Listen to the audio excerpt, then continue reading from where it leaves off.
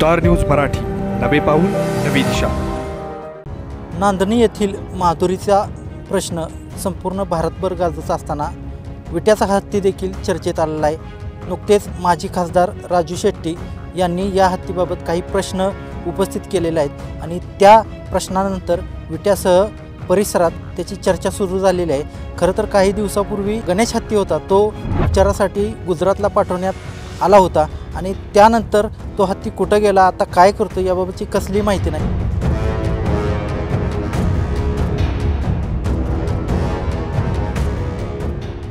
तसं महाराष्ट्र शासनाचे हत्ती गेलेले आहेत, ते कुठं आहेत, त्यांचे व्हिडिओ काय येत नाहीत। आणि सगळ्यात महत्त्वाची गोष्ट म्हणजे 2023 साली विट्याचा एक हत्ती तिथं नेलेला आहे।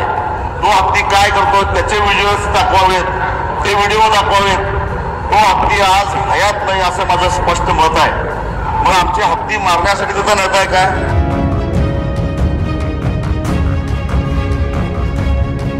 ही अशी शंका आहे की आपला विट्याचा हत्तीमध्ये वनतारा आणि येथील यात्रा कमिटीमध्ये काय व्यवहार झाला का, काय पैसे घेतले गेलेत का, याची या ठिकाणी सरकारमार्फत माझी विनंती आहे की चौकशी व्हावी आणि योग्य ती माहिती आम्हाला विटेकर नागरिकांना मिळावी।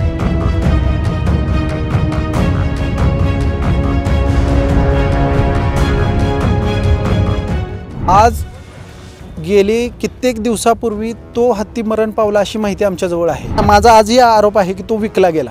आज नांदणी हत्ती, तासगावच्या हत्तीला 3 कोटीची मागणी होते, तर विचार करा आपल्या हत्तीचं काय झालं असेल।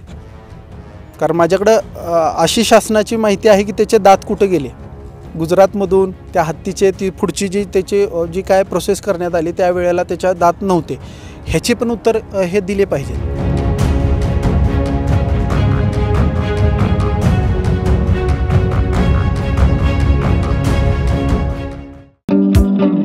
SS कम्युनिकेशन द्वारा संचलित द मोबाईल स्पेस घेऊन येत आहे धमाका ऑफर्स।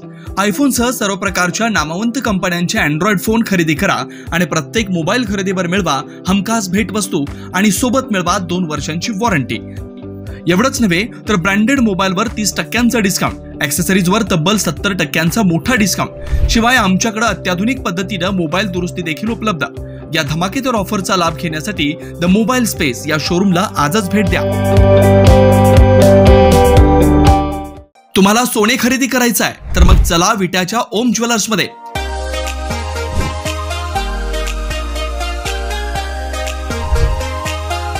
विट्यातील प्रथम सोन्याचे 100% BIS 916 हॉलमार्क्ड ज्वेलरी शोरूम।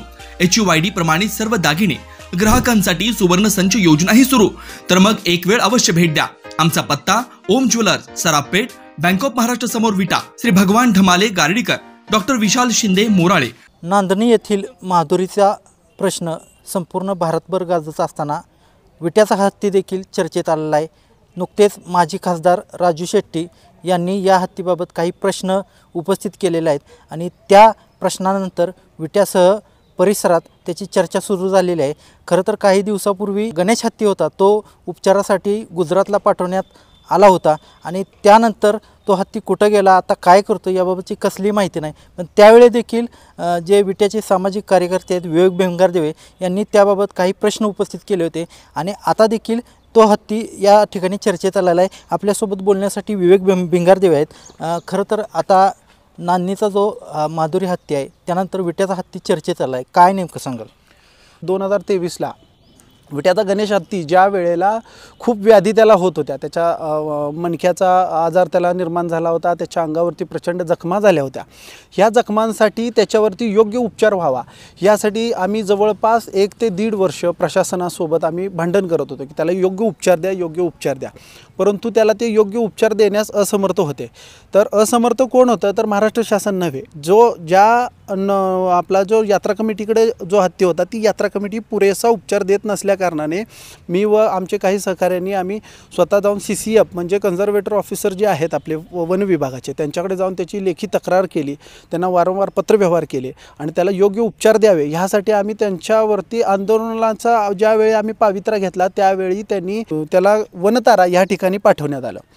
मग जो 2023ला आज गणेश हत्ती तिकडे पाठवलेला आहे, यामध्ये महाराष्ट्र शासन म्हणतं आहे आमच्याकडं कोणतीही माहिती नाही, ज्यांनी पाठवला म्हणजे ज्यांना पाठवण्यास आपण भाग पाडलं ती यात्रा कमिटी असं सांगते की आमच्याकडे काय त्याची माहिती नाही.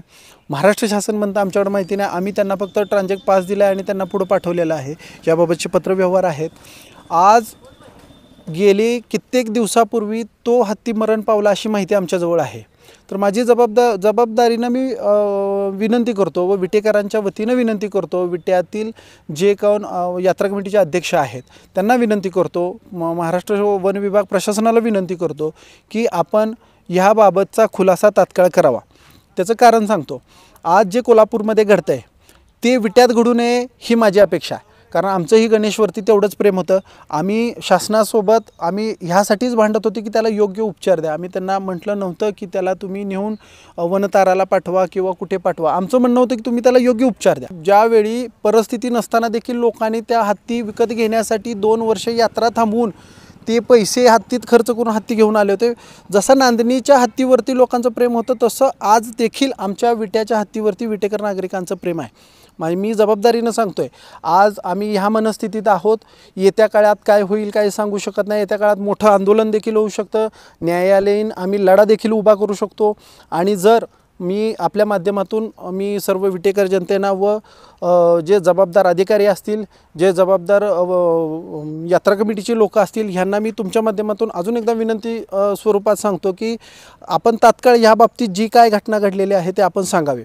ज्यावेळी आम्ही सांगू तर आम्ही हे सर्व कोर्टातच सांगू आणि आम्ही ॲनिमल ब्रुटल किलिंग ॲक्टनुसार आम्ही तुमच्यावरती गुन्ह्याचीच मागणी करणार आणि जोपर्यंत तो गुन्हा दाखल होत नाही तोपर्यंत आम्ही थांबणार नाही. खरं तर हत्ती पाठवताना सर्व विटेकर भाऊक झाले होते, तुम्ही देखील त्यात होता. परंतु हत्ती पाठवत असताना तुम्ही काही फॉलोअप घेतले. तो जखमी होता, त्याला खाऊ घालणारं खाद्य असेल ते चुकीच्या पद्धतीनं घातल्यामुळे तो आजारी पडला होता असा आरोप होता. त्यानंतर तुम्ही काय फॉलोअप घेतला? हत्ती ज्या वेळेला विट्यामध्ये त्याला अंगावरती जखमा दिसत होत्या, आम्ही एक प्राणीमित्र म्हणून आम्ही त्या ठिकाणी जात होतो. आम्ही त्यांना विनंती करत होतो की तिथं तुम्ही त्याला जखमा होऊ नये ह्यासाठी तुम्ही त्याची काळजी काय घ्या.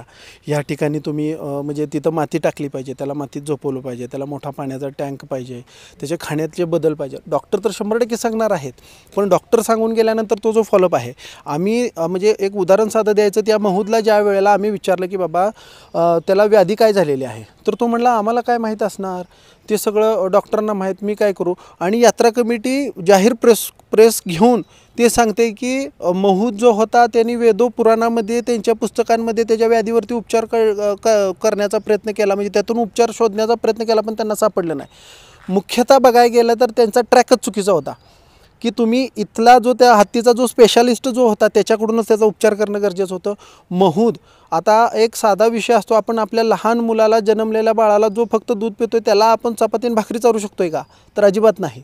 आपल्या विट्यात यात्रा कमिटीचे लोक किंवा जबाबदार जे यात्रा कमिटीचे जे अध्यक्ष होते त्यांनी सांगितलं की विट्यात माझ्या हत्तीला मसाले पान दिलं जात होतं, माझ्या हत्तीला गरम गरम चपात्या दिल्या जात होत्या, माझ्या हत्तीला हॉटेलमधलं सगळं फूड दिलं जात होतं. हे मुळात त्याचं खाणंच नाही आहे. आज आपण पाहायला गेलं तर निसर्गाने काही आता तुम्ही बोलला की बोलता एक शब्द बोलला की तो हत्ती हयात नाहीये. मग गेल्यानंतर किती दिवसात असं तुम्ही सांगू शकताय तो हयात नाही? हा माझ्याकडे जी माहिती आहे आणि ती मी जबाबदारीने सांगतो, ती माहिती अशी आहे की गेले 1 ते 14 महिने म्हणजे 12 महिने ते 14 महिन्याच्या कालावधीपूर्वी तो हत्ती आपला दगावलेला आहे. आणि आम्ही ह्यामध्ये वेळ आली की हे सर्व आम्ही जे काय आहे म्हणजे त्याच्याबाबतचं डेथ सर्टिफिकेट असेल, त्याच्याबाबतचे जे काय PM रिपोर्ट्स असतील, त्याच्याबाबत शासनानं केलेल्या अधिकृत घोषणा असतील, हे आम्ही कोर्टात 100% सांगू.